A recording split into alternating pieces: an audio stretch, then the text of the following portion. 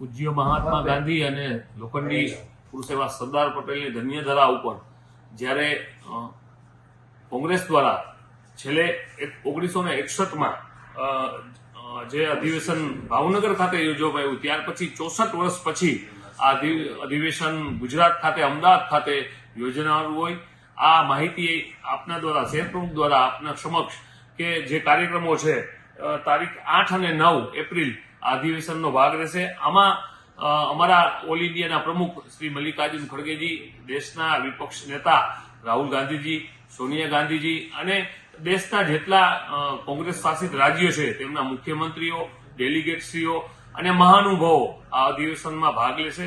ત્યારે અનેક સાંસ્કૃતિક કાર્યક્રમ સાથે જે કોંગ્રેસની પાયાની વિચારધારા છે એના ઘણા બધા વિચારો ત્યાં રજૂ કરવામાં આવશે. અને ખાસ કરીને જામનગર ખાતે હું એક કોંગ્રેસ પ્રમુખ તરીકે અને ગુજરાતના જે અમારા પ્રમુખો છે, અમારા પટેલ સેવો છે, એને આ અધિવેશન સફળ બનાવવા માટે જવાબદારી પણ આપેલ છે.